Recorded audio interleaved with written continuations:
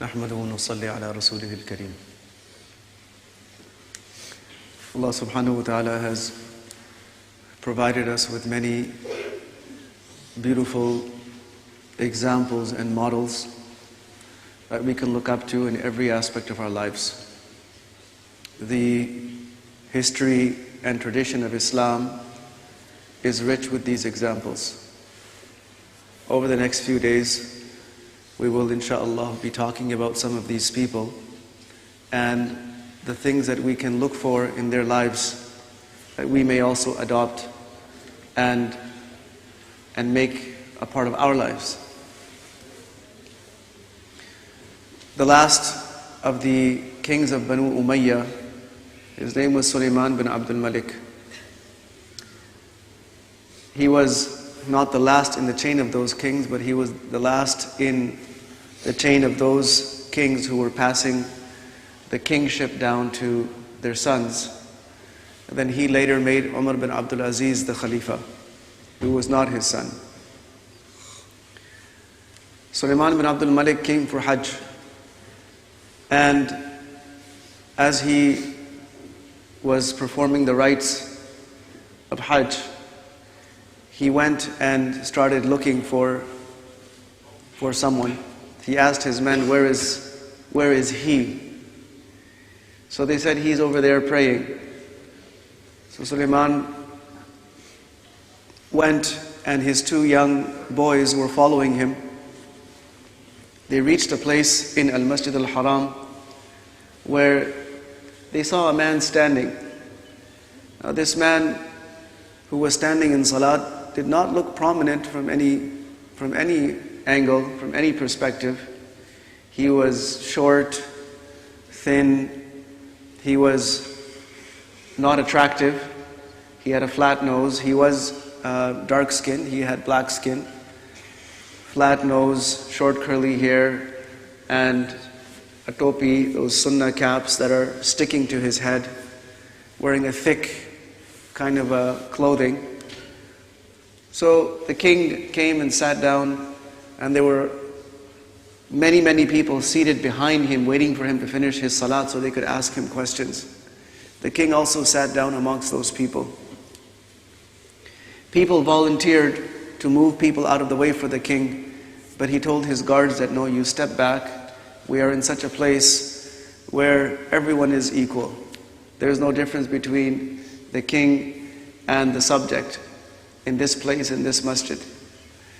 So when that man finished his salat, he turned around, started answering people's questions. The king also came. He said, Assalamu alaikum. The man replied to him evenly, did not give him too much importance, too much reverence. The king started asking him questions pertaining to Hajj, and the man responded and gave detailed answers to every question. The king continued asking until he was done, and then he told his boys, let's go. He thanked the man, got up and left. Now as they were leaving, people in Al-Masjid Al-Haram started announcing that, look, no one is allowed. These were the king's people. They were announcing that no one is allowed to give fatwa here in Masjid Al-Haram except for Ata ibn Abi Rabah. As long as Ata is here, no one is allowed to give fatwa, no one is allowed to tell anyone a verdict, a ruling on any matter of deen.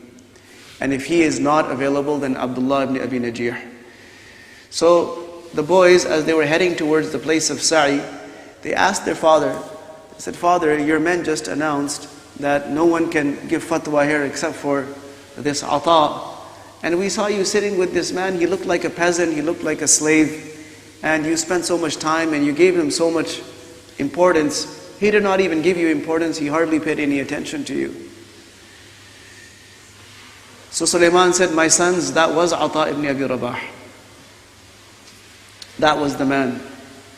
And this is why I tell you, he said to them, this is why I tell you, تَعَلَّمُ الْعِلْمِ, learn the knowledge of deen. فَإِنَّ بِالْعِلْمِ يَشْرُفُ الْوَضِيعُ وَيَنْبُهُ الْخَامِلُ. Because of knowledge, a person who is of lowly origins or of ordinary origins becomes a nobleman. And the one that nobody knows all of a sudden becomes the attention of everyone, so much so that Allah gives them even greater honor and respect than the kings themselves. So here you had the king humbling himself because he needed that person's knowledge. So who was this Ata ibn Abi Rabah? He was actually a boy who grew up in slavery. He spent his whole life in slavery. He was owned by a woman in Mecca. And as he was growing up, he had divided his time into 3 portions. One part of the day was doing khidmah, serving this woman who was his owner and looking after all her affairs, whatever it was that she needed. The second portion he had dedicated for his ibadah. He used to go into Al-Masjid al-Haram and perform his salat, his dhikr, his tilawat. And the third portion was for learning knowledge, where he would sit with whoever he could find. And this was a time when there were in fact Sahaba present. So he would go to whichever Sahaba he could find and learn the knowledge of deen from them. And like this he did as he was growing up. He had extreme discipline in his schedule. He would not do anything until he was finished the work for his owner. And then right away he would dedicate himself to his worship, and then right away dedicate himself to his knowledge. And like this, day after day, week after week, year after year he spent. A time came when his master, she saw that he is so dedicated, so pious, and so disciplined. She said, I would like this boy to become a means of thawab, of ajr for myself. So one day she freed him. She said, go, you are free for the sake of Allah. I know what you're going to do with your life. I know that you are busy with such great things. You're looking for opportunities to go and do this. Go, I freed you for the sake of Allah subhanahu wa ta'ala. So where did he go? He went straight to the masjid and he stayed there for some 20 odd years, spending time with the remainder of the Sahaba radiallahu anhum, Abdullah ibn Umar, Abdullah ibn Abbas, especially Abdullah ibn Abbas radiallahu anhu, and Abdullah ibn Zubayr, Abu Hurairah radiallahu anhu, and other Sahaba. He spent the next 2 decades taking, absorbing, learning from them whatever he possibly could, until the time came when he was looked at by and large as the warith, as the heir of Abdullah ibn Abbas radiallahu anhu in his knowledge of Quran and in his knowledge of deen. In fact, any book of tafsir that you pick up today that references the aqwal, references the positions, the statements of Sahaba and Tabi'in in their tafsir, at any text-based tafsir that you pick up today, it will always have the name of Ata ibn Abi Rabah over and over and over and over again. And you cannot pick up a book of hadith from the 6 authentic compilations or others. There is no book of hadith that has the chains of narration, but that you will find the name of Ata ibn Abi Rabah in every single one of them. And there is not one book of fiqh that sources the positions of the early jurists, the fuqaha from the time of Sahaba and Tabi'in, but that it will have the name of Ata ibn Abi Rabah over and over again. Who was he? He was a slave. Did not have money, did not have anything, but Allah subhanahu wa ta'ala gave him this status because of his dedication to Allah subhanahu wa ta'ala, dedication to the knowledge of Allah subhanahu wa ta'ala. And a time came where he would go to the kings and advise them. One person who was a young boy at that time, he says that I followed my father to the castle of Hisham bin Abdul Malik, another one of the Umayyad kings. And there was this man on a mule or on a donkey, and he looked so helpless and so poor and destitute that, and his appearance was so unattractive that when I looked at him, I started laughing at him, that what's that? So my father told me, be quiet, you don't know who this is. This is the greatest alim of all of Hijaz. He is the greatest alim today. Don't look at his appearance and be misled. Then what happened? They asked permission to go in, and the father went in with Ata. After some time they came out. The son insisted, tell me what happened. He said, look, I was only granted admittance into that admission into that castle because of him, because of Ata ibn Abi Rabah. And when we got there, the king called him closer and closer and closer and closer until he made him sit down on his throne right beside him and right with him. And then he said, tell me what I can do for you. How can I be of service to you? So Ata ibn Rabah started talking about the needs of the people. He said, O Khalifa, O King, the people of the Haramain are in poor conditions. You need to spend money on them. He said, done. He told his man, write it down.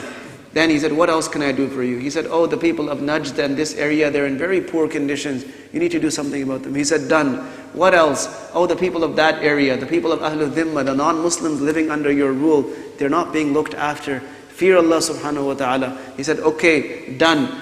Anything else? He said, yes. One more thing. Bring in yourself the fear of Allah and prepare for your life after death. فَإِنَّكَ خُلِقْتَ وَحْدَكَ وَتَمُوتُ وَحْدَكَ وَتُحْشَرُ وَحْدَكَ وَتُحَاسَبُ وَحْدَكَ وَلَا أَحَدٌ مِّمَّن مَّعَكَ يَوْمَ الْقِيَامَةِ. You were created, you came into this world alone, you're going to die alone. You're going to be raised on the Day of Judgment alone. You're going to have to give account alone. All of these people that you see in your court, none of them are going to be with you. And this made the king break down into tears. He broke down crying. Ata ibn Rabah left him like that crying. He got up and he left. And after that, somebody came chasing after him with a bag of gold coins.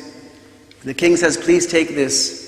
He said, Hayhat, وَمَا أَسْأَلُكُمْ عَلَيْهِ مِنْ أَجْرٍ إِنْ أَجْرِيَ إِلَّا عَلَى اللَّهِ. What do you think I am? My reward is with Allah subhanahu wa ta'ala.